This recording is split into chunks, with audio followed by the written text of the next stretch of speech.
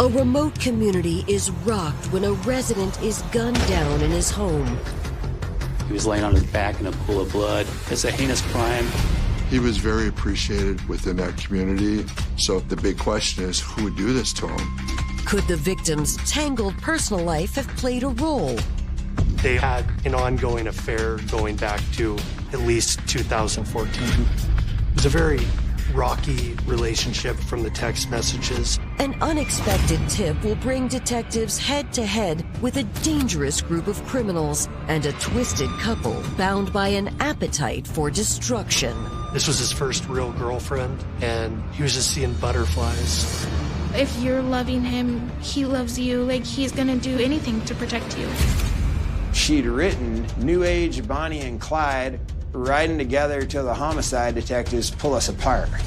When you get into a relationship like that, very few things that are good come out of it. This was, unfortunately, the perfect combination for murder. Deep in the expansive wilderness of Cowlitz County, Washington, lies the small town of Riderwood. Riderwood's a neat little community that's set up around national forest and state forest land. It's a rarity that the sheriff's office goes to the town of Riderwood because it's a peaceful place full of retirees. But on March 18th, 2019, an urgent 911 call forces law enforcement out to this quiet area. 911 emergency, what are you reporting? Okay, what's going on? He's dead on the kitchen floor. Okay. Okay, he's laying on the kitchen floor. Dead. Deputies with the Cowlitz County Sheriff's Office are immediately dispatched to the scene. Riderwood is at the northern tip of our county border. It's a good 40-minute drive, 45-minute drive to Riderwood. So it's a very remote area. We sped up our response to get to that location. When we arrived on scene, I saw a female sitting outside the home on a truck. Like anyone would that respond to this type of scene, she was quite frantic and wanted an immediate response from emergency services. So we go in and there was blood all over the floor. There was a large trauma to the face. A quick pulse check helped me verify that the subject was deceased, slightly cold to the touch. It definitely looked like a gunshot wound to the facial area. We don't know if this is a homicide, if this is an accidental shooting. We secured the scene as best we could and waited for our detective unit and Detective Gladson to show up. When Cowlitz County detectives arrive, they begin the arduous task of processing the scene for evidence. The victim was laying on his back in a pool of blood, and he had an apparent gunshot wound. The .45 caliber casing was found at the scene. When a gunshot occurs, the closer a gun is held to somebody's body, the closer it is, it's going to leave these little black marks that are called stippling. There was stippling all over his face. What that indicated to us is that his face was 3 feet or less from the barrel of the gun when he was shot and killed. While there's no sign of forced entry, it's clear to detectives where the assailant likely entered and exited the home. The back door was wide open, and there was blood on the exterior of the door, which showed that that door was open at the time that he was shot. We have a realm of possibilities here. We were very interested in hearing what the 911 caller had to say. She said her name was Cayenne. She said that she was the girlfriend of the deceased. Said that she had come over to check on him because she tried to call him earlier in the morning. She couldn't get a hold of him. Cayenne identifies the victim as 47-year-old Travis Sieber. Cayenne was Travis's second alarm clock. Apparently, he had some difficulties waking up early in the morning for work, so she decided to drive over to his residence to make sure he was awake. She walked in and found him in the kitchen floor, laying on his back in a pool of blood. She was exhibiting shock or disbelief. You could tell it was difficult for her to kind of comprehend what was taking place. At this point in time, it is wide open as to who could have done this to Travis. We needed more information. An avid outdoorsman, Travis Sieber hit the jackpot when he landed in Riderwood, Washington. Travis grew up here in Washington State, born and raised here. He's one of 6 siblings. He moved to Riderwood area because he was an outdoorsman kind of guy. So anything related to outside, he was definitely interested and active in. He loved fishing, loved hunting, loved chickens, loved working with bees and beehives and making honey. A jack of all trades, Travis worked as a logger, a handyman, and a driver for his brother's pilot car company. He was a pilot. A pilot is a person that follows oversized loads. So they would follow a truck and clear the way, make sure they don't hit bridges, make sure the roads are wide enough, etc. He was very appreciated within that community and built a really good reputation. A lot of times he volunteered his work.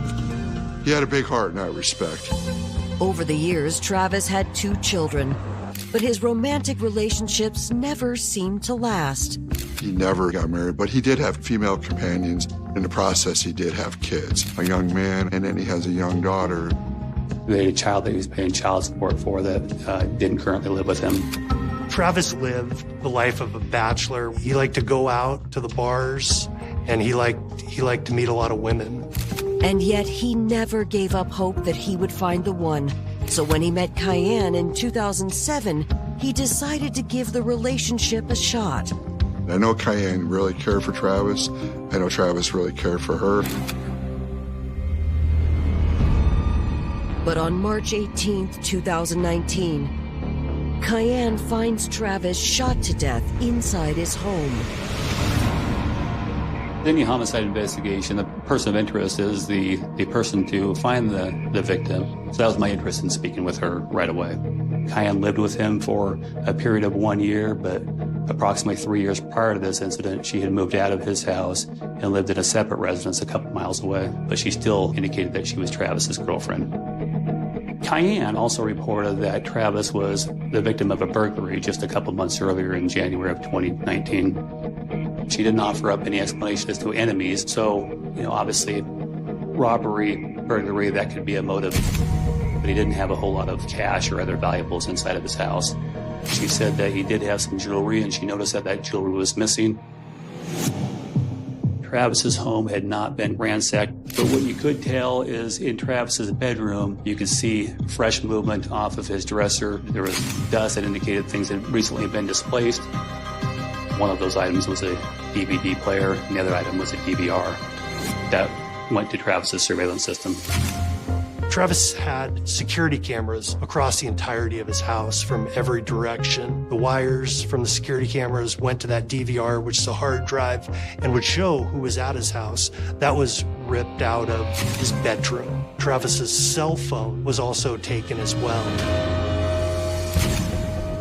In the murderer's haste to take the DVR equipment, they knocked several envelopes from Travis's dresser onto the floor. The murderer stepped on the envelope on his way out with the DVR. It was apparent that the shoe print, the shoe impression that was left on the envelope, was from the murderer because I analyzed all of the Travis's and Cayenne's shoes, and none of those shoes matched the impression that was left on the envelope. Detectives wrap up their investigation at the house and notify Travis's family of his death. His brother Calvin arrives on the scene soon after. He really didn't have much information to offer as to who Travis and his enemies might be, who he didn't get along with, what problems he might be having with people. Travis was not the kind of person that he owed people money or made threats to people. He was not that kind of guy, so the big question is, who would do this to him?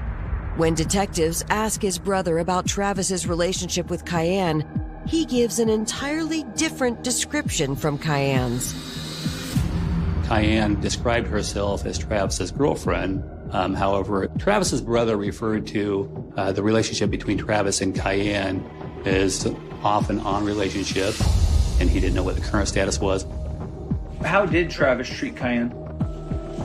He was rude to her at times. I mean, either they were together and life was good, or he was, get the hell out of here, I want nothing to do with you. It seemed Cayenne was much more serious about the relationship than Travis. And he said there were several women that were involved with him at the time of his murder. It was no secret within Travis's family and friends that he had a multitude of girlfriends, that he met women on dating apps and on social media. Could Travis's exploits with other women have sent Cayenne into a jealous rage? Travis's relationship with Cayenne was certainly very peculiar. Those kind of relationships can go bad easily. And it was certainly a concern of ours that this relationship could have gone south. Coming up, the suspect list continues to grow as detectives uncover a salacious secret. She admitted she and Travis had an ongoing affair. I'm concerned that this love triangle could have gone bad. And a string of crimes will put a Bonnie and Clyde duo in their crosshairs.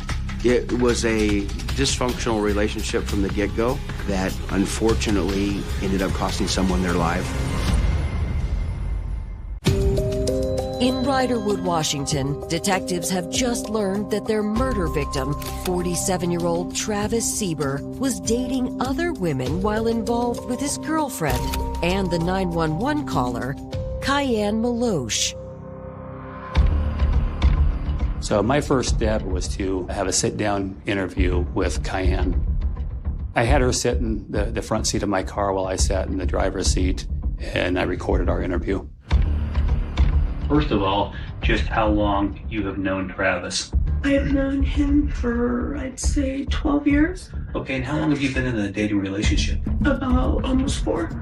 During those 4 years, did you guys have relationships with other people?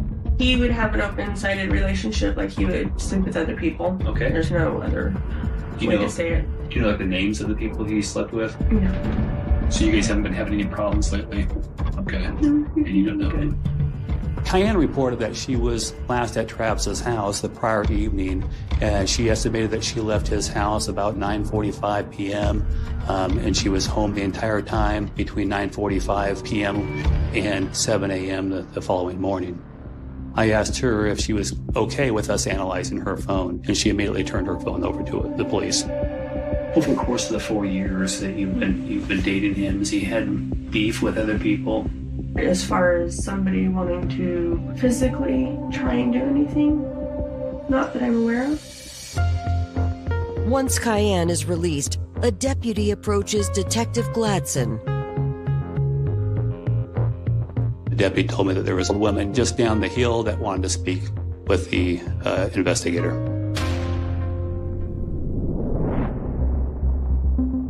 I went to the neighbor's house and I spoke with a female who advised that she received a text message from Travis at 5:09 that morning.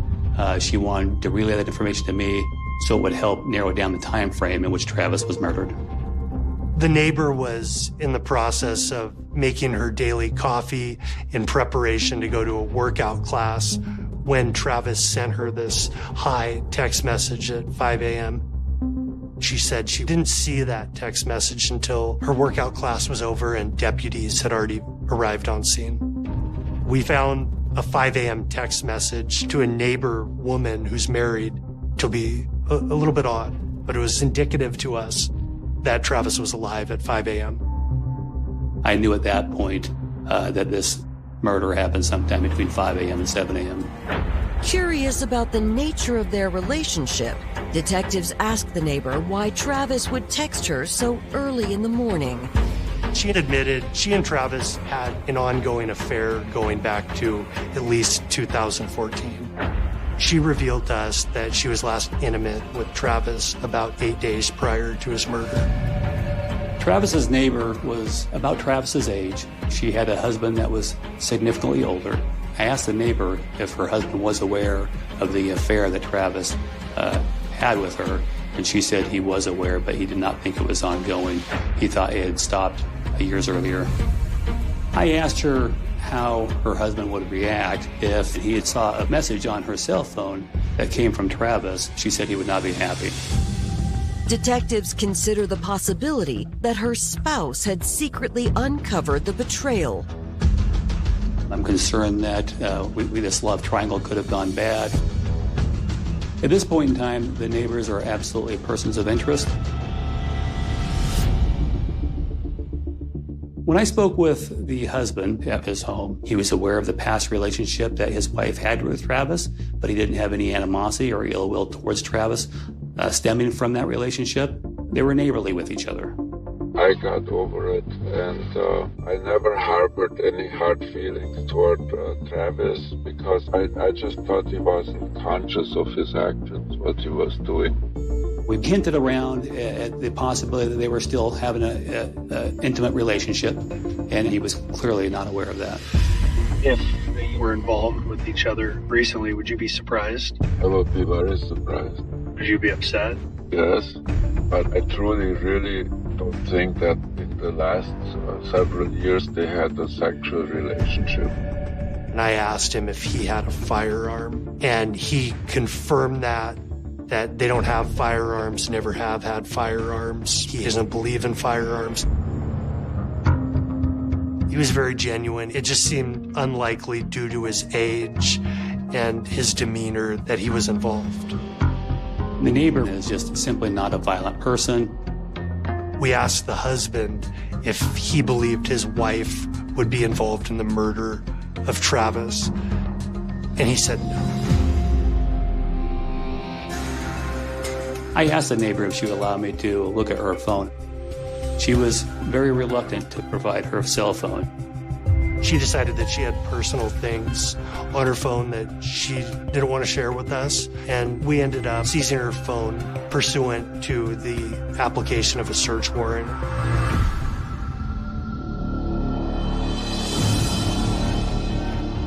One of the first things we wanted to look at was her communication with Travis in the days leading up to this murder. She had indicated that her and Travis were getting along fine. They were great. The relationship was very friendly. When we searched her phone, we found out that that wasn't so much the case. It was a very rocky relationship from the text messages. There was strong language from Travis to the neighbor. Travis had sent her some messages in which he told her to F off. It was clear that he was frustrated with her being controlling, being overbearing, being jealous. But the neighbor's more recent texts to Travis are most alarming to detectives. Shortly after I arrived, she sent him a message that says, "I hope you're doing well wherever you are." She sent him a third message saying that she forgot to give him his Christmas present. I found that really odd why she would send him text messages after she knew he was deceased.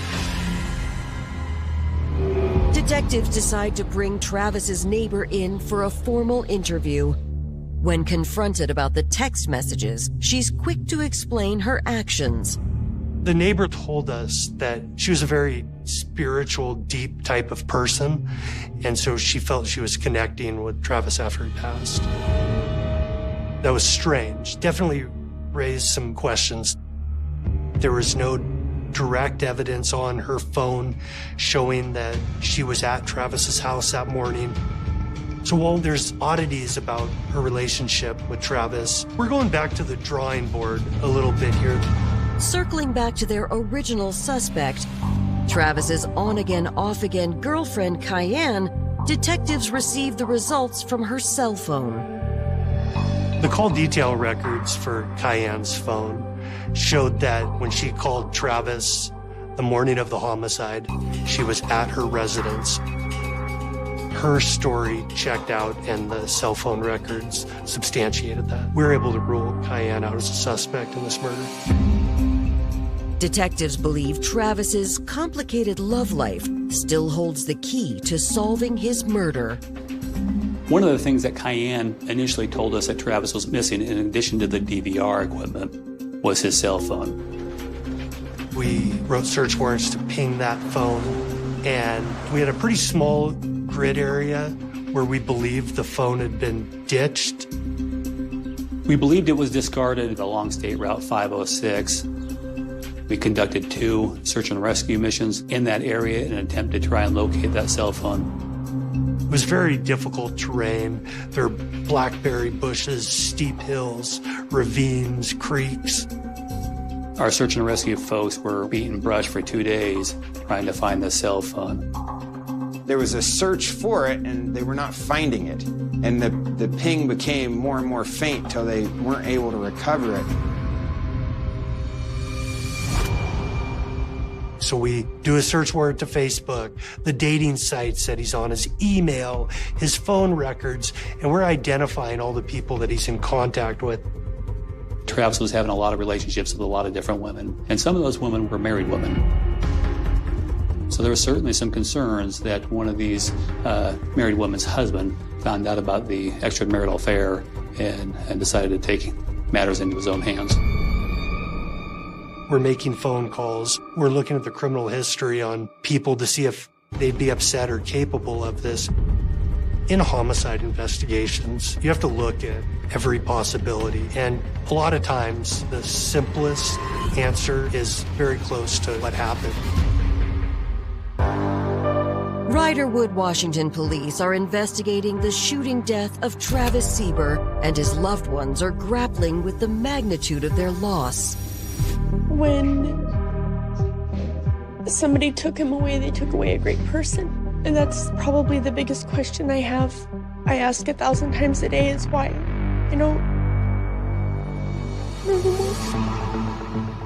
This crime definitely had an impact on the Riderwood community. It's a community that people aren't typically locking their door. They don't see any violent crime. I've never heard of a murder in Riderwood before this case. We're spinning our wheels for 3 weeks, just going through data, and we're not getting anywhere. We're just waiting until a lead breaks. This was really devastating for my family, my wife, my mother-in-law, my brother-in-laws. That waiting in the unknown was very draining. But we understood, this is going to take time. You got to figure out who did it and why. What's their plan? Is there any evidence of a suspect? And at the time, there wasn't. There wasn't anything obvious. So it was a whodunit type case.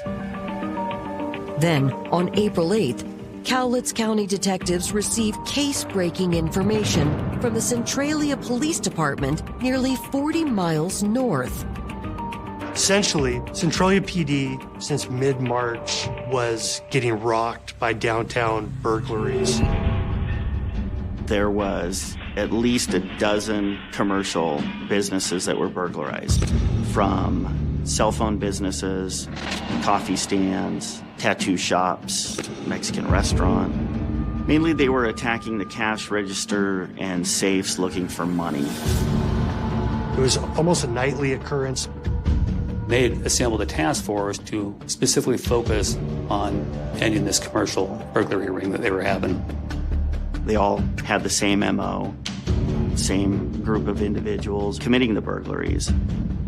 One of the Centralia patrol officers who had been working a couple of the cases ended up identifying one of the suspects through surveillance videos at the stores. Centralia police worked quickly to apprehend the suspect, a 29-year-old resident named Patrick Gish. Patrick Gish was the first one identified. We ended up setting up surveillance on a residence at South Rock Street in Centralia. We entered the residence and located him hiding upstairs, and he was taken into custody. Patrick Gish was transported to the police department and wanted to cooperate with law enforcement. He admitted to participating in burglaries. But as police press Patrick about the identities of his co-conspirators, he reveals a damning piece of information. He told the detectives about a murder that occurred in Riderwood. He said that one of the other suspects in the burglary used a .45 caliber pistol to murder a guy where he shot him in the face near his back door. We were aware that there was a homicide in Riderwood, so all this information was relayed to Detective Gladson. It was never released that the gunshot wound was to the face. It was never released that it was by a .45 caliber gun. So with Patrick knowing those two things, we certainly want to talk to him right away. Cowlitz County detectives immediately respond to the Centralia Police Department to speak with Patrick. He's obviously providing information. He described the gun. It was a police issue 45 with the grip safety. It's like black. He also told us that the suspect took the DVR to the security system and the cell phone belonging to the victim and got rid of it. Patrick explains that the suspect is one of his fellow accomplices in the burglary ring. Patrick Gish told us his friend Anthony DePuisaya-Green, who goes by Tony, committed this murder. This is the first time that I'd heard the name Anthony DePuisaya-Green in our investigation. How long have you known Tony? I met him in prison. How long ago? 2016. Tony's not a stranger to the criminal justice system. He's been in and out throughout a good portion of his life. Gish got out, came back to Centralia, and then Tony got out and reconnected with Gish, committing burglaries. The way it sounded was that Tony was the leader of this band of thieves breaking into these businesses. According to Patrick, he and Tony have been crashing at the home of Tony's girlfriend, 43-year-old Liz Rogan. How long have you been staying with him? Out there, a couple months. You had told me that he was there at one of the burglaries. Yeah, it was me and him at the Foxy Lady. Which one in the video was him brandishing the gun? That's Tony. Yeah, I don't mess with guns. When Tony and Gish and the others were out committing these burglaries, they would use Liz's car, and Liz would act as a lookout for them while they were breaking into the businesses. With this information, Centralia police secure a search warrant for Liz's home. But she isn't there. On her property, however, they make a crucial discovery. One of the huge pieces of evidence that was recovered from Miss Rogan's residence was the firearm. And it was determined to be the firearm that was used in the murder. The gun was just hiding in plain sight, if you will. There was a bag that was hanging on the fence at the front of the residence. I looked into the bag, and there's a Colt 45 1911 sitting in the bag. 3 weeks after Travis Sieber's murder, Cowlitz County and Centralia police agencies have uncovered the murder weapon at Liz Rogan's residence. Detectives surveil the home in hopes Liz will return. Liz showed up later in the day. She was a little nervous and apprehensive. She was hesitant in answering questions. Liz was actually transported to the Centralia Police Department to give an interview. When Cowlitz County detectives sit down with Liz and question her about Travis Sieber, she explains an unexpected connection.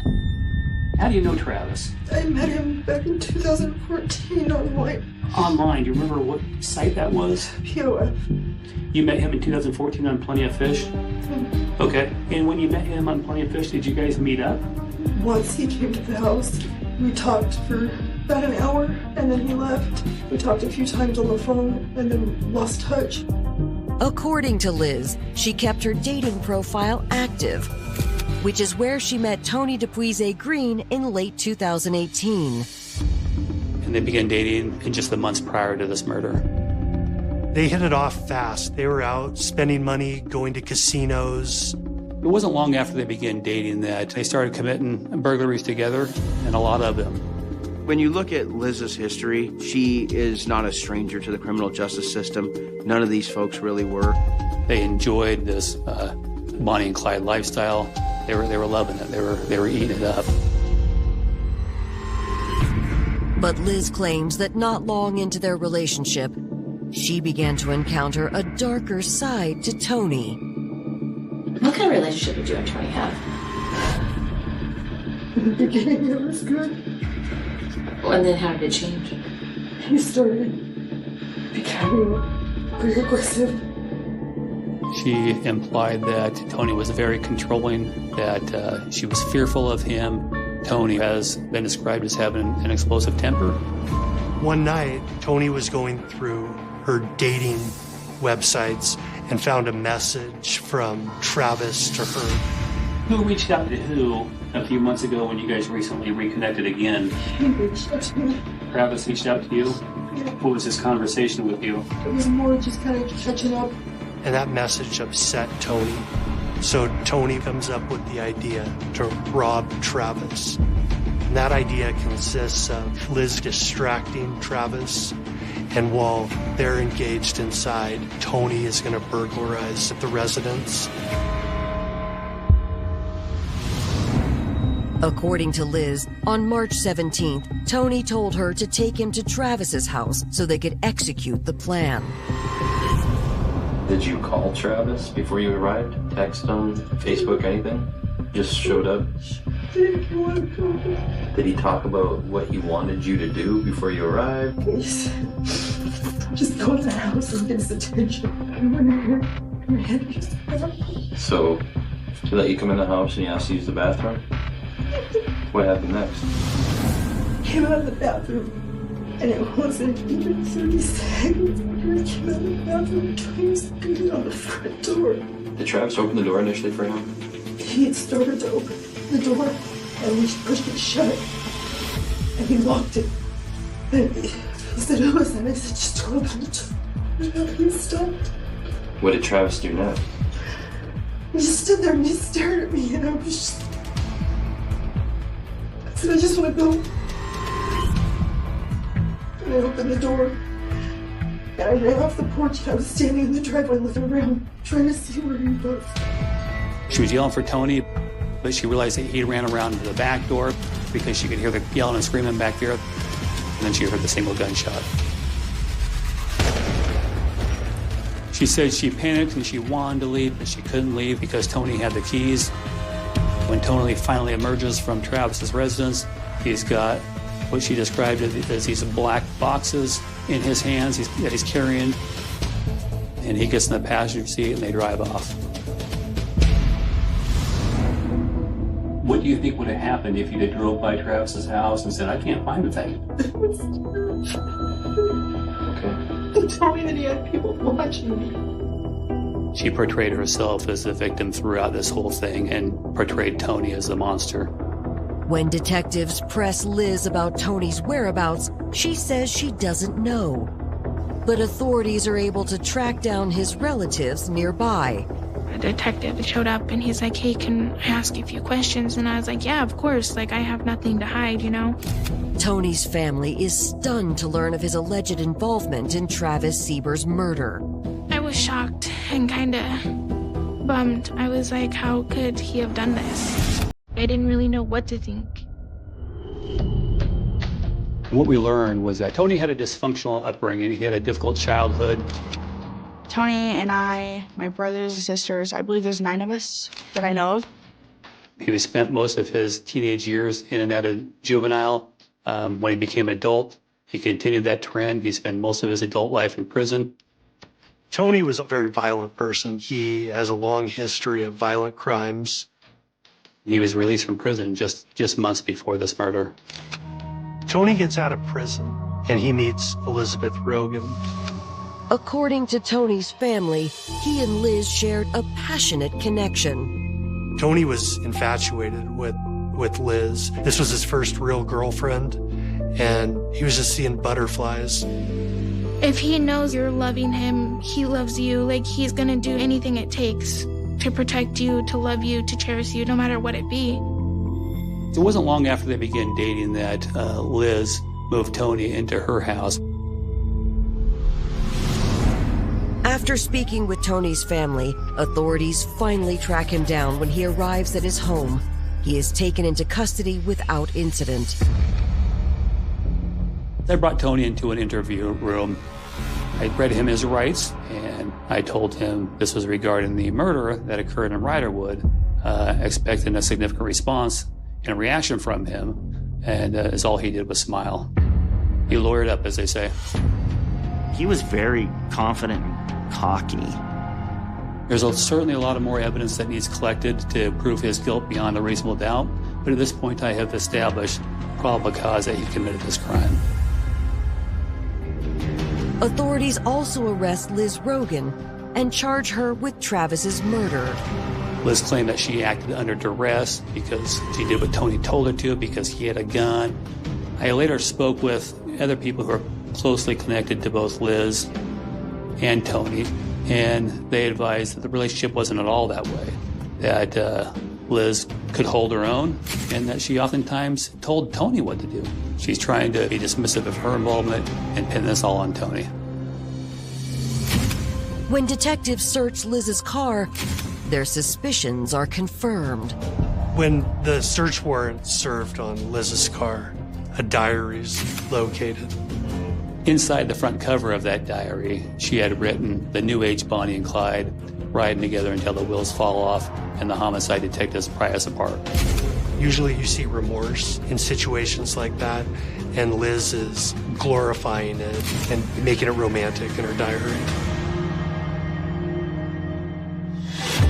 Coming up, authorities face challenging questions as they prepare for their day in court. He told me that the man was on top of her and she was yelling, "Help, help." He painted this picture of unwelcome sexual behavior, and he came to the rescue. Detectives in Cowlitz County, Washington have arrested Liz Rogan and her boyfriend, Tony DePuisaya-Green, for the murder of Travis Sieber. While the crime's true mastermind is still unclear, authorities believe that Liz played a much larger role than she has claimed. She's dating a 26-year-old man who will do essentially whatever she asks of him. She's getting to live this wild, crazy lifestyle, all on his dime, all on his crime, and she's just enjoying every minute of it. When detectives execute a search warrant on Liz and Tony's cell phone records, they find more evidence that links the couple to the January burglary Travis's girlfriend Cayenne had told them about.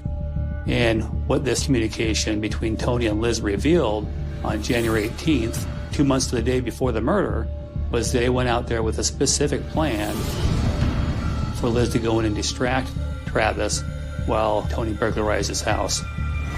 She's feeding Travis drinks, trying to get him to pass out. All the while, texting Tony, telling Tony, "Valuables here," telling him what there is to take. Eventually, Travis gets to the point where he is intoxicated. Tony's telling Liz, "There's not much here. Where am I supposed to look? I don't see any money. Not much for valuables." And they decide to get out of there. And that was really the key discovery in the case, key evidence, because it told us a lot more about what was going on. And that was that 2 months later, they would return and Tony would murder Travis Sieber.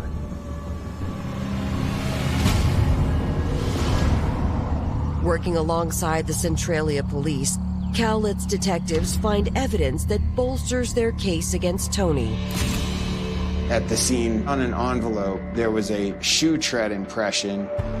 We had the lab analyze that, and ultimately the lab found it belonged to a certain type of FUBU shoe. Detectives were able to get surveillance video that showed Tony wearing a FUBU shoe, which became very important. We found 5 instances before the murder in which we found Tony on video. In all 5 of those instances, he's wearing black midnight FUBU shoe. Also, Patrick Gish, the informant, and Liz told me that Tony wore black FUBU shoes up to the point of the murder, and that he had not seen him wear those same shoes after the murder. While detectives are unable to recover the sneakers, the evidence is overwhelming. But as authorities prepare for trial, Tony makes a startling claim. I was interested in listening to Tony's phone calls from prison after this murder. And in those phone calls, he painted this picture of Travis having unwelcome sexual behavior towards Liz, and he came to the rescue. I had had a visit with him in prison, and Tony told me that he heard screaming. He went up to the window and had seen that the man was on top of her with his pants down, and she was yelling, "Help, help." And he tried to get in the door, and the guy had met him at the door with a gun. And they wrestled around for a little bit, and Tony ended up with the gun and shot him. There was no evidence whatsoever that Liz was ever attacked by Travis that day. There was no evidence at all that there was an actual struggle, a physical struggle between Travis and Tony anywhere near the back door. What we do know is the back door was open, where I believe Tony just marched in, stuck the gun right in Travis's face, and pulled the trigger. I think Travis was killed because Tony was infatuated with Liz. I think there was a jealousy factor. It was a dysfunctional relationship from the get-go that unfortunately ended up costing someone their life.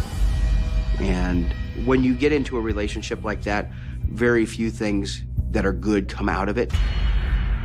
Liz and Tony's personalities, when you put those together and you factor in Tony's violent nature, and then you take Liz, where she's very self-centered and romanticizes Tony's behavior, this was unfortunately the perfect combination for what we saw.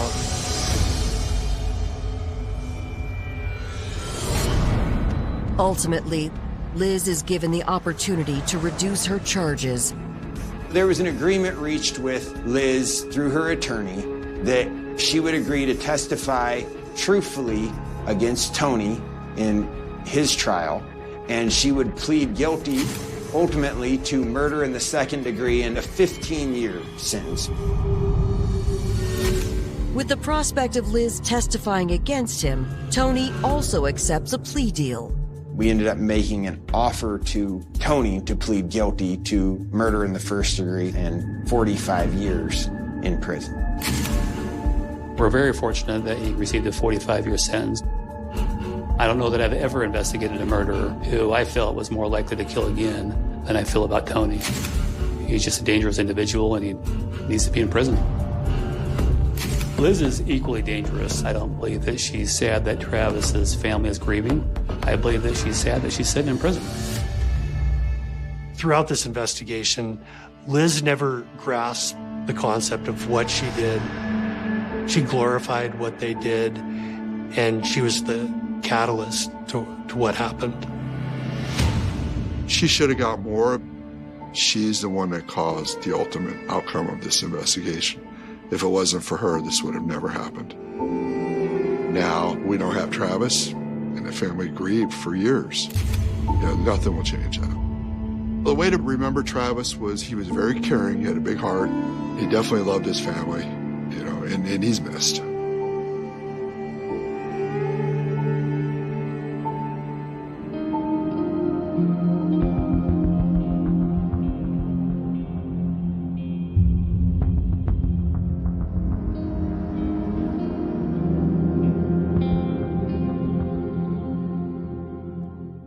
In February 2008, in the working-class estate of Dewsbury Moor in Dewsbury, a story began that would, at first, follow a pattern the public thought it understood.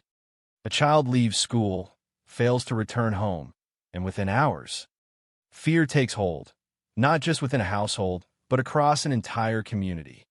The child was Shannon Matthews, 9 years old, and by the time her absence was reported, the framework through which people interpreted the event had already been established. Missing child, possible abduction, urgency without delay. It is a pattern that activates instinctive responses: search, protect, find. And in those early hours, nothing about the case suggested that it would deviate from that structure.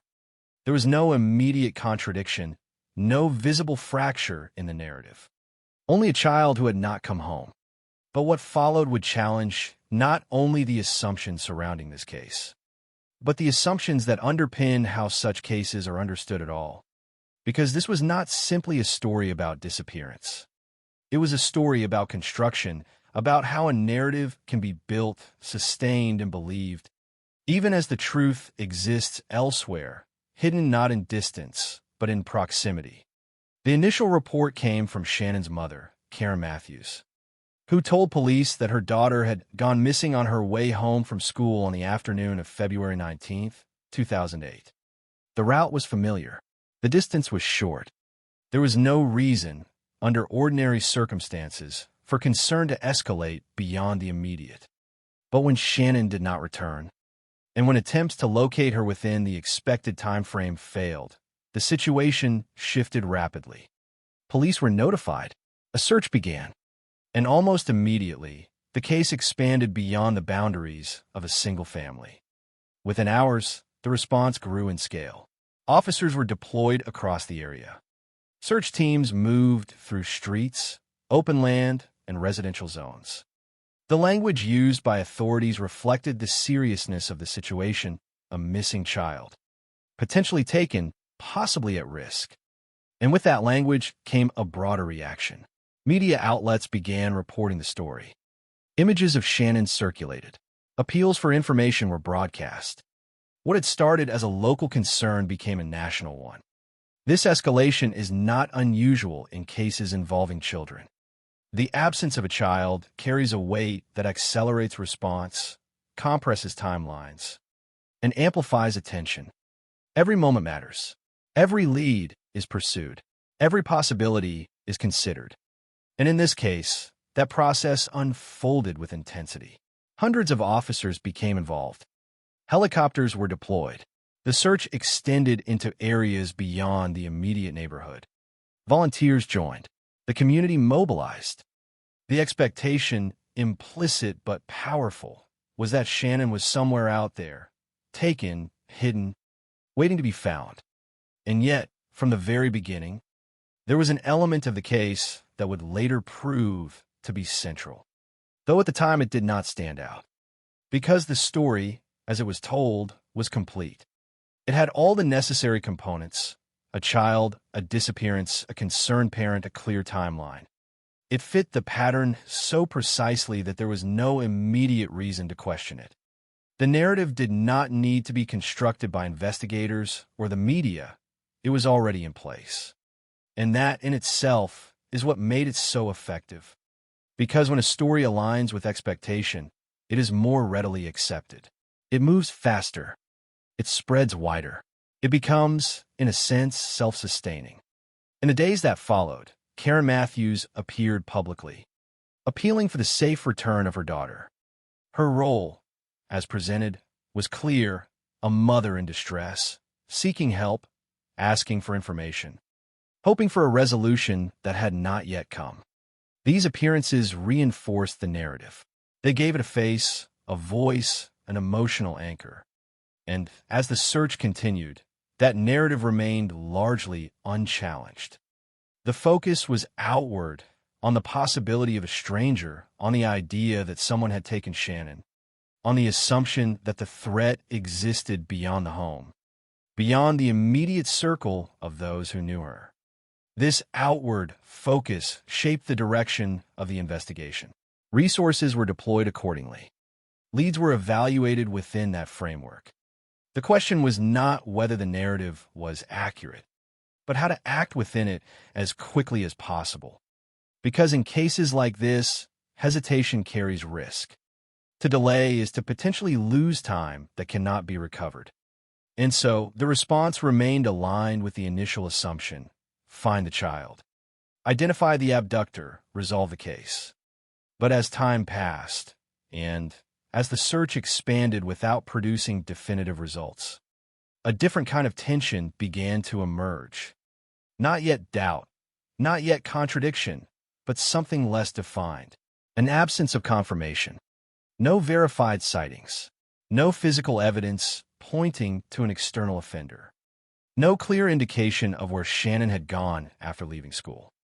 These gaps did not immediately disrupt the narrative, but they began to exist alongside it, quietly, without resolution. And in that space between expectation and evidence, the case began to take on a different shape, one that was not yet visible, but already forming. Because what made this case distinct was not only what was happening, but where it was happening in relation to the story being told. The assumption was that Shannon had been taken away from her environment, removed from the familiar, hidden somewhere unknown. That assumption guided everything that followed. And yet, the reality, as it would later be revealed, did not align with that direction at all. It remained within reach, within the same geographic and social space where the search was unfolding. But at this stage, that possibility had not yet been fully considered. The narrative held. The search continued. The urgency did not diminish. Each day, without resolution, increased the pressure, both on investigators and on the community. The question, "Where is Shannon?" remained unanswered, but the framework within which it was asked had not yet changed. And that is where the story, in its earliest phase, becomes most revealing, because it shows how quickly a narrative can take hold, how strongly it can guide perception, and how difficult it can be to see beyond it once it has been established. In Dewsbury Moor, in those first days after Shannon Matthews was reported missing, everything appeared to point in one direction. A child had disappeared. A community was searching. A nation was watching. And at the center of it all was a story that seemed clear, complete, and urgent. But beneath that clarity, there was something else, something not yet recognized, not yet understood, but already shaping the outcome. Because this was not just a case of a missing child. It was a case in which the story itself would become part of the investigation. And by the time that became clear, the search had already been underway for weeks. To understand what unfolded in the case of Shannon Matthews' disappearance and kidnapping case, it is necessary to step away from the urgency of the search and return to the environment in which it began. Because the story does not start with the moment Shannon Matthews was reported missing, but with the conditions that defined her everyday life in Dewsbury, specifically within the estate of Dewsbury Moor, a place where routine and instability often exist side by side, and where the boundaries between normalcy and vulnerability are not always clearly marked. And Shannon, at 9 years old, was part of that environment in the most ordinary sense. A primary school student following a daily routine that involved attending classes, returning home, and moving within a neighborhood that was familiar both in its geography and in its social structure. And nothing in the description of her daily life suggests deviation from what might be expected of a child in similar circumstances. Because her routine, school, home, short walking distance was simple, predictable, and shared by many others around her. And this predictability is important because it is what allowed her disappearance to be immediately recognized as something outside the norm, as a disruption in a pattern that was otherwise stable. But while her daily movements were straightforward, the broader context of her life was shaped by factors that extended beyond routine, particularly those related to family structure and socioeconomic conditions. Because Shannon lived with her mother, Karen Matthews, in a household that relied on state support, a detail that does not define the individuals within it, but does influence the conditions under which they live, including access to resources, exposure to external pressures, and interaction with social services. And in this context, the family environment is described not through specific incidents, but through its position within a wider system, one that includes welfare dependency and a history of instability in how that support was managed. And while these elements do not provide direct insight into the events that would later occur, they form part of the background against which those events unfolded. And beyond the immediate household, the community of Dewsbury Moor itself played a role in shaping both the perception and the response to Shannon's disappearance, because it was a place characterized by close proximity between residents, where people were generally aware of one another's presence, and where the movement of a child through the streets was not unusual, but also not entirely unobserved. And this duality, familiarity combined with vulnerability, creates a setting in which certain risks can exist without being immediately visible. Because when environments are associated with economic hardship and social challenges, there's often an implicit understanding that instability is part of daily life. And that understanding can influence how events are interpreted, particularly in their early stages. And in Shannon's case, her life existed within this balance, where routine provided structure, But the broader environment introduced variables that were less predictable. And yet, it is important to emphasize that nothing in the available information suggests that her daily life, on its own, indicated any immediate or specific threat, because the narrative of the case is not built on a series of prior warning signs, but rather on the contrast between what was expected and what ultimately occurred. And that contrast becomes more pronounced when considering how ordinary her final known movements were. Leaving school, walking home, following a path that had likely been taken many times before. And it is within this ordinariness that the initial impact of her disappearance is rooted, because it disrupts not only a routine, but an assumption about safety within that routine. And as the story develops, this disruption expands outward, affecting not just the family, but the entire community and eventually the national audience that becomes aware of the case. But at this stage, before the disappearance, before the search, before the narrative takes shape, Shannon Matthews exists simply as a child within a specific environment, defined by her age, her routine, and the circumstances of the world around her.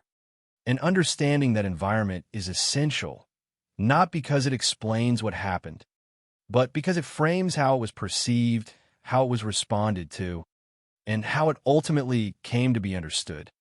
Because the context in which an event occurs influences not only the event itself, but the interpretation that follows. And in Dewsbury Moor, in February 2008, that context was one of familiarity, constraint, and quiet complexity.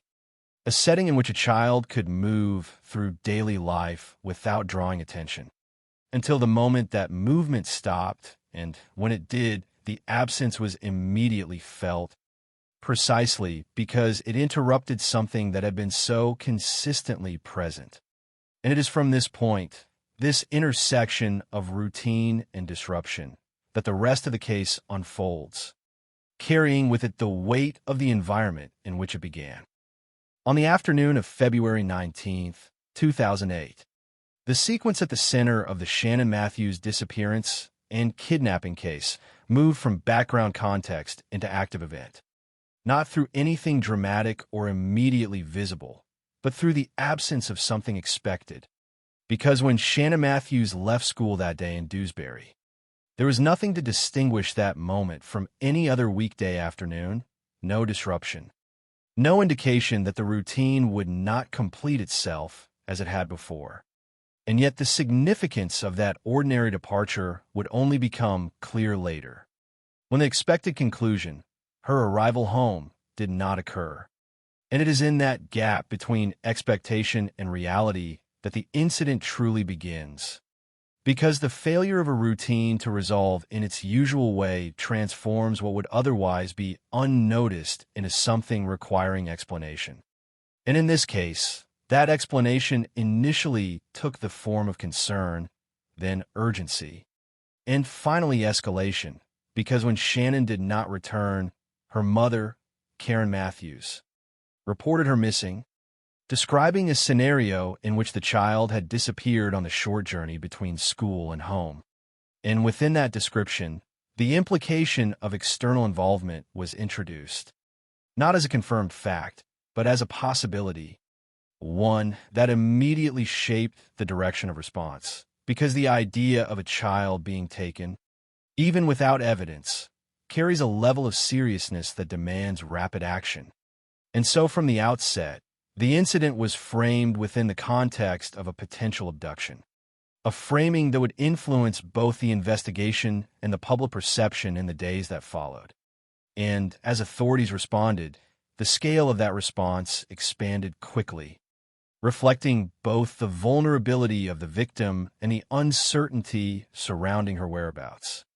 Because with no confirmed sightings after she left school, and no clear indication of where she might have gone, the situation lacked the kind of directional clues that might narrow the search, and instead required a broad approach, one that treated the entire surrounding area as relevant. And in this early phase, the absence of evidence did not reduce urgency, but intensified it. because each unanswered question reinforced the need to act quickly, to search widely, and to consider multiple possibilities simultaneously. And as the search began, it did so with a combination of official coordination and community involvement, because residents of Dewsbury Moor joined in efforts to locate the missing child, moving through streets, open spaces, and locations where a child might be found.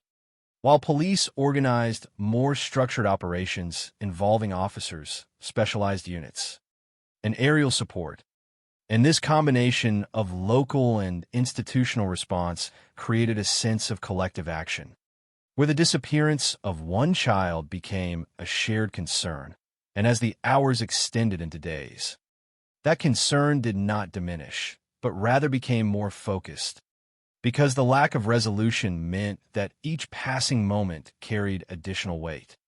And the incident, which had begun as a single report, evolved into a sustained search effort, characterized by repetition, by the revisiting of locations, by the re-examination of possibilities, and by the continuous attempt to identify any detail that might lead to a breakthrough.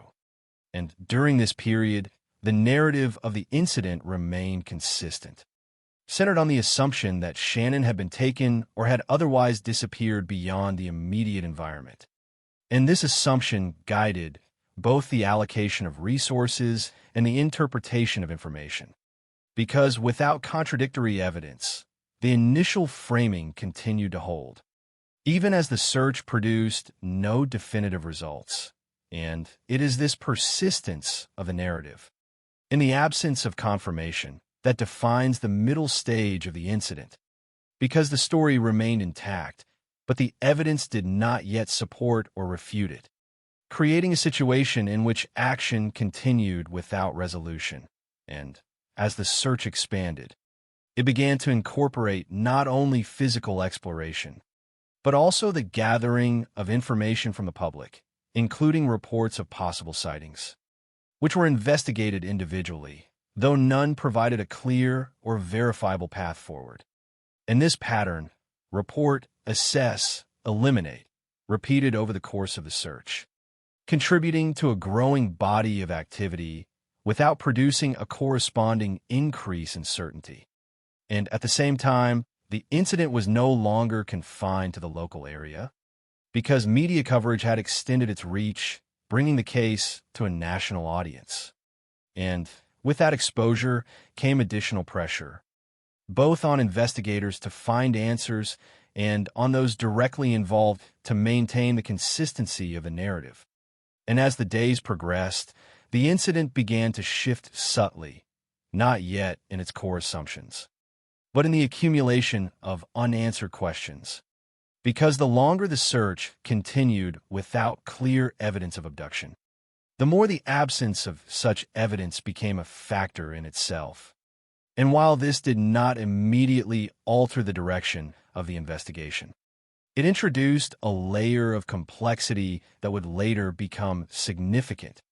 And by the time the search approached its third week, the incident had reached a point where its defining characteristic was no longer the initial disappearance, but the persistence of uncertainty, because despite extensive efforts, the fundamental question, where is Shannon, remained unresolved.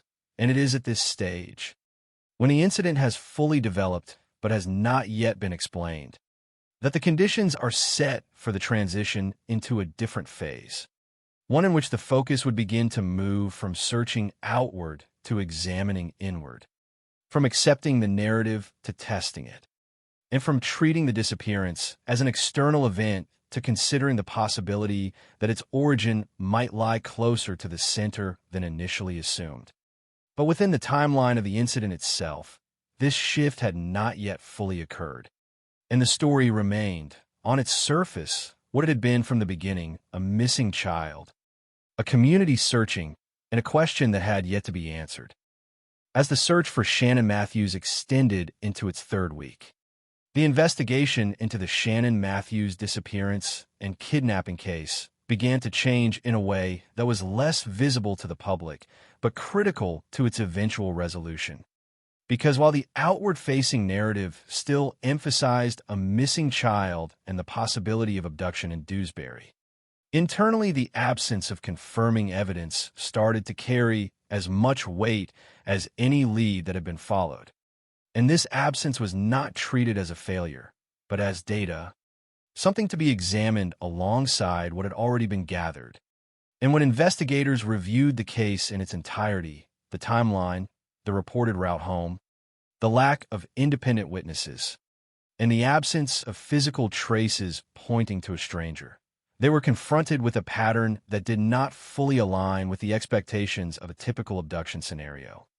And this misalignment did not immediately invalidate the original hypothesis, but it required that alternative possibilities be considered with increasing seriousness.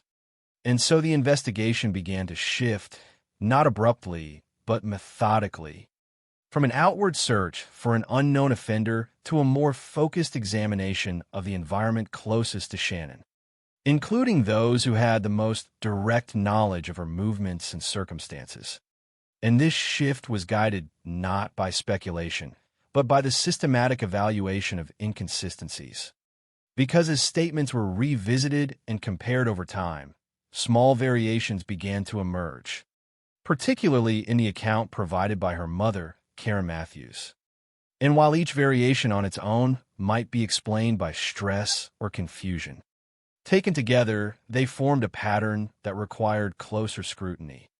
And this process of scrutiny involved repeated interviews, cross-referencing of timelines, and the careful alignment of statements with known facts.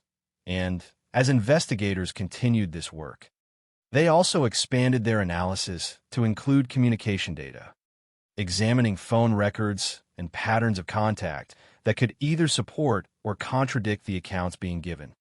And it was within this layer of analysis that a new point of interest began to emerge, centered on Michael Donovan, an individual connected to Karen Matthews through prior association and proximity within the same community. And Donovan's relevance to the case was not established through a single piece of evidence, but through the convergence of multiple factors, including inconsistencies in his own reported activities, irregularities in communication records, and observations that placed him in contexts that required explanation. And as these elements were examined collectively, they began to form a line of inquiry that differed significantly from the original direction of the investigation. Because instead of looking outward for an unknown suspect, investigators were now considering the possibility that the explanation for Shannon's disappearance might lie within a network of known individuals. And this consideration marked a critical turning point, not because it provided immediate answers, but because it redefined the scope of the investigation, narrowing it in a way that allowed for more precise analysis. And with this narrower focus, the process became one of testing the internal consistency of the narrative that had been presented from the beginning, comparing it against the growing body of evidence that suggested an alternative interpretation. And as this comparison continued, the gaps between narrative and evidence became more pronounced, because the expected indicators of an external abduction, such as confirmed sightings, physical evidence, or credible witness accounts, remained absent, while the indicators of internal inconsistency continued to accumulate.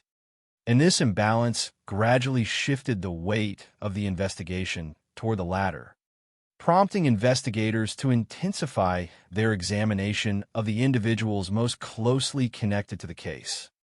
And it was within this intensified examination that the investigation reached a point where action could be taken, because the convergence of evidence, behavioral, communicative, and circumstantial, had created a sufficiently coherent picture to justify a direct intervention.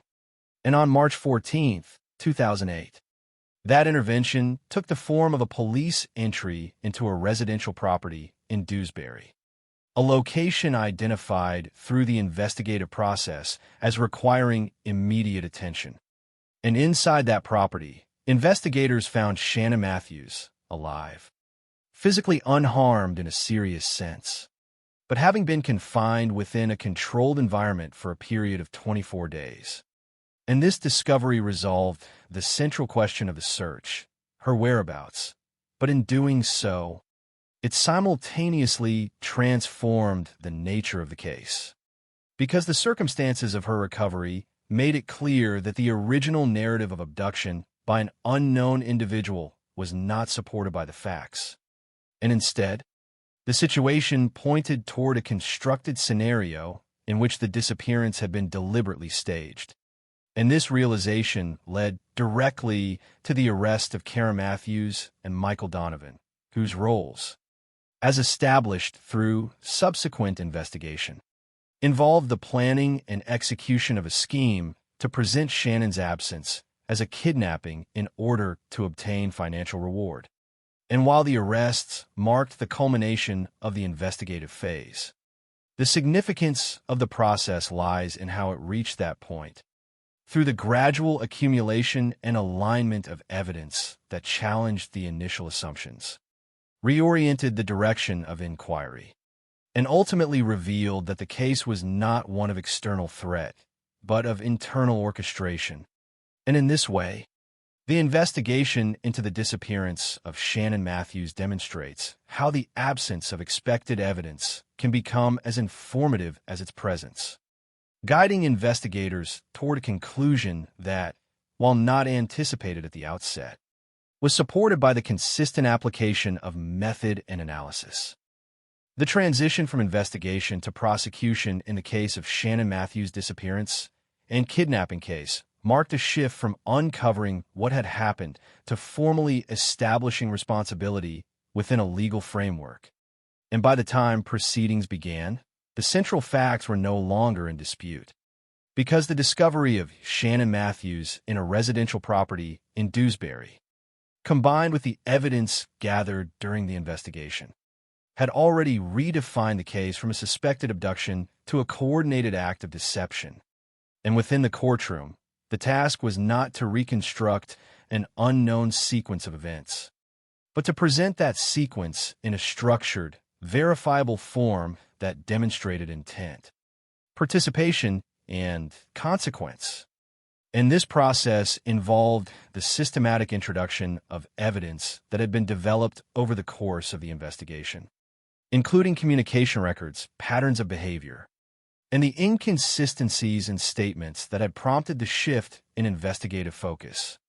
And as the prosecution outlined its case, it emphasized that the disappearance had not been accidental or misunderstood, but deliberately staged, with the specific objective of creating the appearance of a serious crime in order to obtain financial gain through reward mechanisms associated with missing person cases.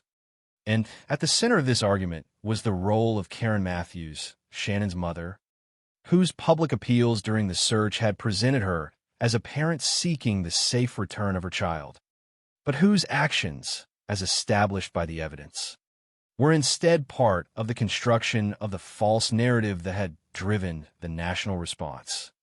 And alongside her, Michael Donovan was identified as a participant in the execution of the plan, specifically in relation to the physical concealment of Shannon within a property, where she remained for a period of 24 days, and the court examined how these roles intersected, not as isolated actions, but as coordinated elements of a single scheme, and in doing so, it considered not only what each individual had done, but how those actions contributed to the overall effect of the deception, which extended beyond the immediate circumstances of Shannon's confinement to include the broader impact on law enforcement resources, public trust, and the integrity of systems designed to respond to genuine emergencies. And as the proceedings continued, the narrative presented in court contrasted sharply with the narrative that had been broadcast during the search, because the same sequence of events, reporting a disappearance, appealing for help, engaging with media, was now being interpreted through a different lens, one that focused on intent rather than appearance. And this reinterpretation was central to the legal determination, because it established that the actions taken were not merely misleading, but constituted a deliberate attempt to manipulate both authorities and the public. And in evaluating this, the court also considered the position of Shannon herself, recognizing that while she had been at the center of the case, she had not been an active participant in the decisions that shaped it, but rather had been placed within a situation created by others, confined without full understanding, and used as the basis for a narrative that extended far beyond her immediate experience. And this recognition informed the tone of the proceedings, which, while focused on legal accountability, also acknowledged the broader implications of involving a child in such a scheme, and ultimately, the court reached its conclusion based on the cumulative weight of the evidence, finding both Karen Matthews and Michael Donovan guilty of their respective roles in the offense. And in determining the appropriate sentences, it considered the seriousness of the conduct, the duration of the deception, and the scale of the response it had generated. And as a result, Karen Matthews was sentenced to 8 years of imprisonment, reflecting her central role in planning and sustaining the scheme, while Michael Donovan also received a custodial sentence for his involvement in the confinement and execution of the plan. And with these sentences, the legal process reached its formal resolution, providing a clear statement of accountability that aligned with the findings established during the investigation.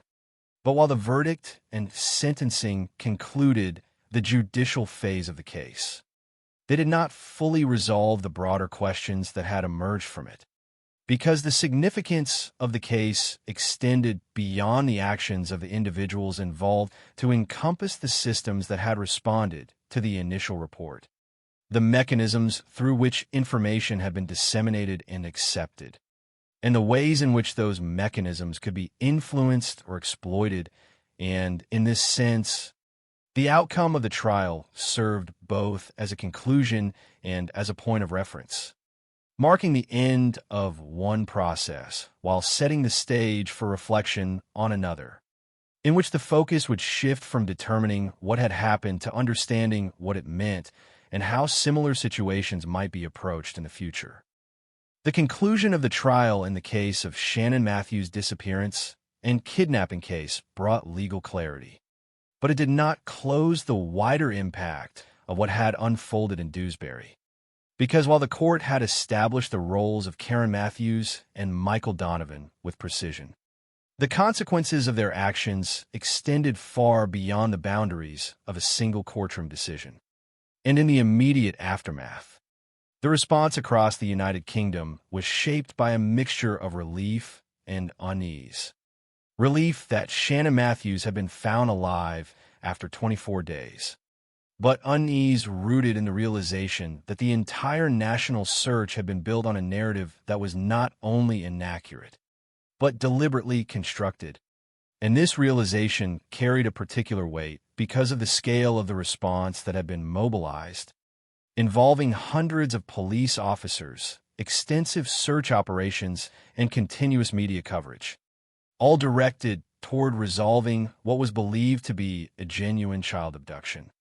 And when that belief was revealed to be false, it prompted a broader reflection on how such systems operate, how they respond to information, and how they can be influenced by the narratives they are given. And one of the most immediate areas of impact was public trust, because the case demonstrated that even in situations involving the highest levels of urgency and emotional investment, the information driving that response could be manipulated. And while this did not diminish the necessity of acting quickly in cases of missing children, it introduced a more complex understanding of the risks involved, particularly the risk that resources could be diverted based on incomplete or misleading information. And this concern was not theoretical, but practical, because during the search for Shannon, significant time, personnel, and attention had been allocated to a case that did not require the type of external search that was conducted. And while that response was justified based on the information available at the time, the outcome highlighted the importance of verification processes that can operate alongside urgency, rather than being delayed by it. And as a result, the case led to a re-examination of procedures related to missing persons investigations, including how initial reports are assessed, how inconsistencies are identified and addressed, and how different sources of information, statements, physical evidence, communication data are integrated in the early stages of an inquiry. And alongside these procedural considerations, there is also a significant impact on the relationship between law enforcement and the media, because the extensive coverage of the case had played a key role in amplifying the narrative of abduction. And while such coverage can be essential in generating leads and public awareness, the case demonstrated how quickly a narrative can become fixed once it is widely disseminated, and how difficult it can be to adjust that narrative in the absence of new information. And this led to discussions about how media organizations and police forces coordinate during active investigations, particularly in ensuring that information released to the public is both accurate and contextualized, without compromising the speed required in urgent situations and beyond institutional responses. The case also had a broader social impact, particularly in how it influenced public perception of missing children cases, because the revelation that a widely publicized disappearance had been staged created a tension between skepticism and empathy, raising concerns that future cases might be viewed with increased doubt, potentially affecting the willingness of communities to engage in search efforts or to trust initial reports. And this tension is difficult to resolve because it exists between two equally important priorities: the need to respond immediately to protect vulnerable individuals, and the need to ensure that responses are based on reliable information. And the case of Shannon Matthews illustrates how these priorities can come into conflict when the underlying narrative is deliberately manipulated. And at the center of all these discussions remains the position of Shannon herself, whose experience, while not defined by physical harm in the conventional sense, involved being confined and placed within a situation she did not control or fully understand. And in reflecting on the case, it is important to recognize that her role was not that of an actor within the scheme, but of a child affected by it. And this distinction reinforces the need to maintain focus on the individuals most vulnerable within such cases, even as broader systemic issues are examined. And ultimately, the legacy of the case is not confined to the events that occurred between February and March 2008, but extends into the ongoing consideration of how similar situations are approached, how systems are designed to respond to both genuine and deceptive scenarios, and how trust is maintained in processes that rely on rapid action and public cooperation. And in this sense, the case serves as both a conclusion and a reference point, marking the end of one sequence of events while continuing to inform the understanding of how such events are interpreted, managed, and prevented in the future. There isn't a genuine Part 7 to extend the case of Shannon Matthews' disappearance and kidnapping case without stepping beyond the verified material you provided. And pushing further would risk repetition or, more importantly, the introduction of interpretation that isn't grounded in fact, which would break the constraints you set at the beginning. So instead, what remains is not a continuation of events, but a closing perspective, one that returns to Dewsbury with a different understanding than the one that shaped the initial search. Because by the time the legal process concluded and the roles of Kara Matthews and Michael Donovan were formally established, the factual sequence had already reached its endpoint, and what persisted was not uncertainty about what happened, but clarity about how perception can be directed, reinforced, and sustained even when it does not align with reality. And this clarity does not emerge all at once, but gradually, through the contrast between what was believed and what was later proven. Because in the early days of the search, the narrative surrounding Shannon Matthews was immediate and compelling: a missing child, a concerned parent, a community mobilized, and that narrative carried with it an implicit direction outward toward an unknown threat, and once established, it shaped every subsequent action, from the deployment of resources to the interpretation of information. And it did so not because it was confirmed, but because it was plausible, and plausibility, especially in urgent situations, can function as a form of temporary certainty, guiding decisions in the absence of complete evidence. And in this case, that plausibility was strong enough to sustain a large-scale response over several weeks, even as the evidence required to support it did not materialize.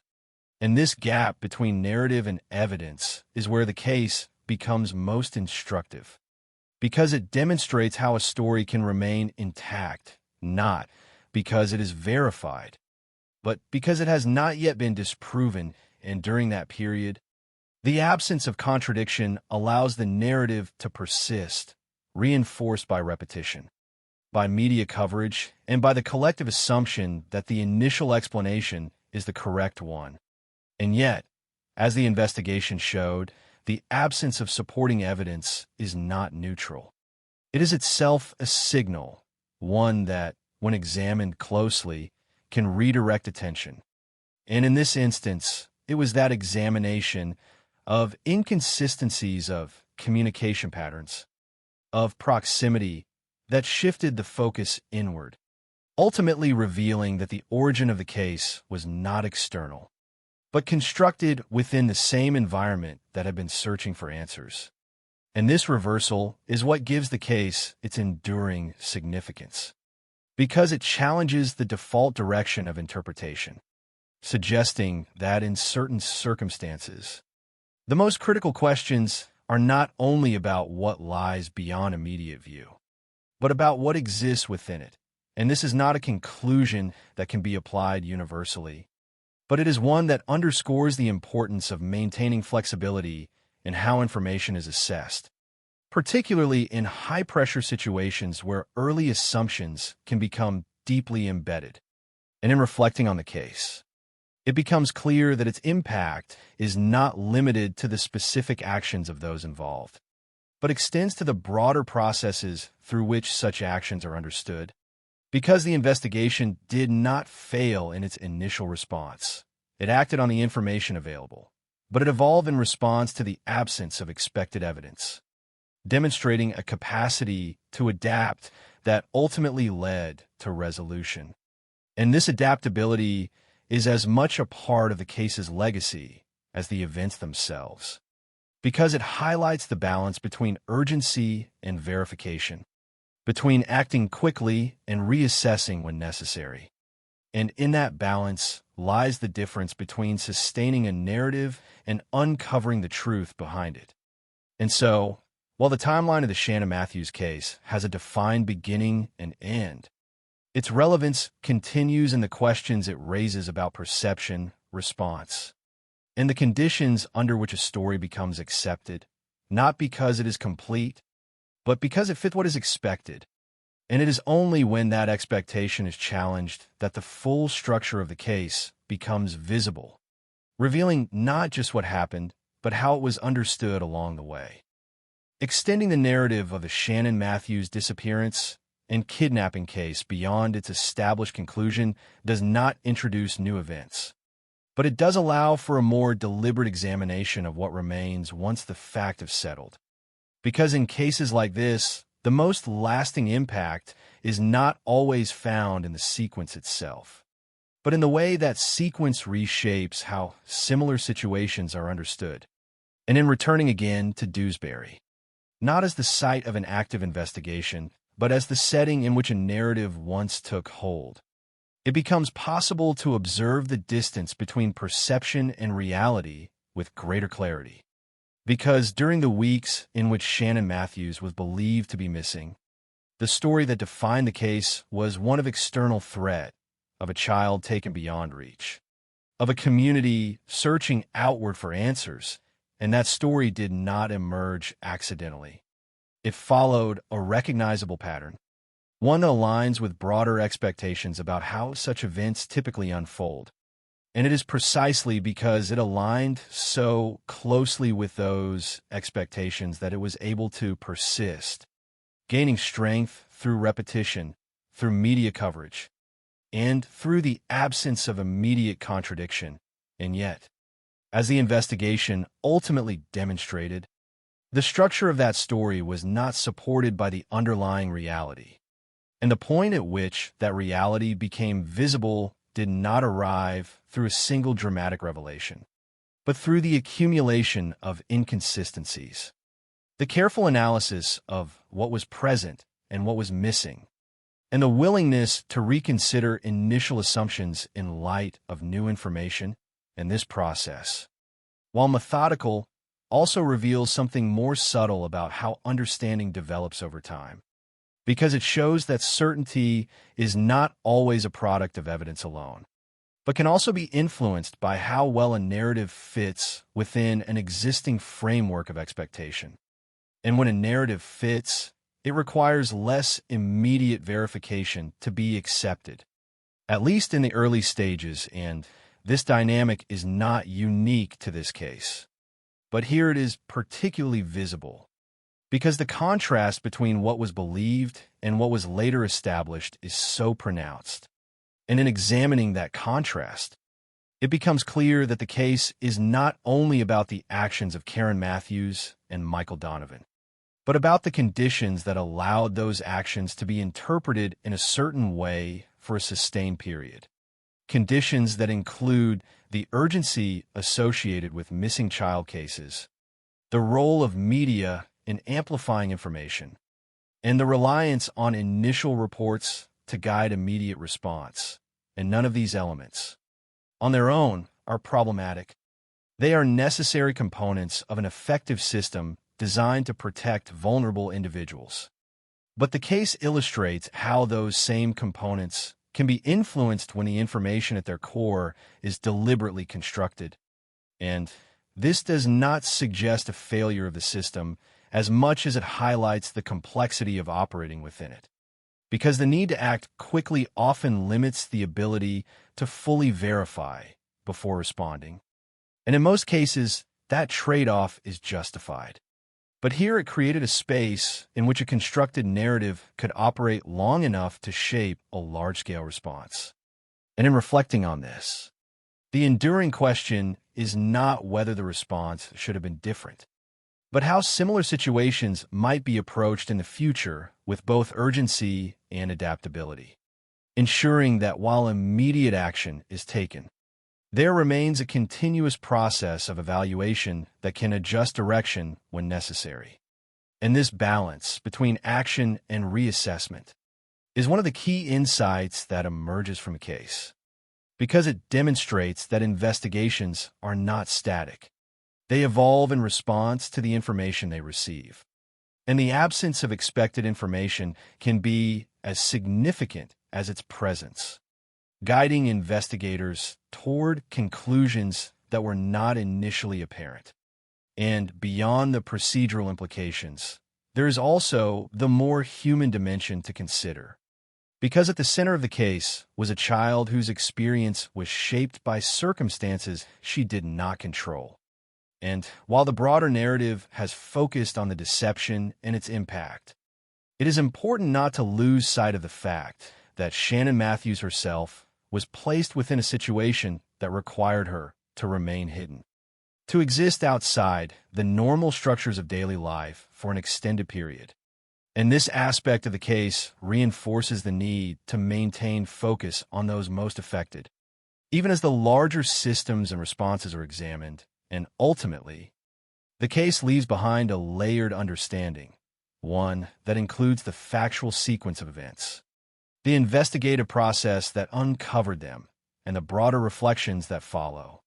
And in bringing these layers together, it becomes clear that the significance of what happened in Dewsbury Moor in 2008 lies not only in the resolution of a single case, but in the way it informs how similar cases are perceived, how narratives are evaluated, and how systems respond when the line between reality and construction is not immediately visible. And in that sense, while the events themselves have concluded, their implications continue, shaping awareness in ways that extend beyond the original timeline, not as a continuation of the story, but as a continuation of its meaning. There comes a point in telling a case like the Shannon Matthews disappearance and kidnapping case where continuing forward no longer means uncovering more, but instead means deciding what deserves to be remembered. Because the facts themselves have already settled into place, the timeline has been reconstructed. The roles of Karen Matthews and Michael Donovan have been established, and the outcome, both legal and social, has been defined, and yet, even with that clarity, the case does not simply conclude, it lingers, not as an open question, but as a quiet reference point for how stories can take shape and how easily they can be accepted when they align with expectation. And in returning once more to Dewsbury, not as the center of a search, but as the place where that search unfolded, the contrast between what was believed and what was real becomes more pronounced. Because for nearly a month, the absence of Shannon Matthews was interpreted through a single lens, one that pointed outward toward an unknown individual, toward the idea of danger existing beyond the immediate environment. And that interpretation was not unreasonable. It followed a pattern that had been seen before, a pattern that prioritizes speed and breadth of response in order to protect the vulnerable. And in that sense, the reaction was appropriate to the information that was available. But what the case ultimately reveals is that appropriateness does not always guarantee accuracy.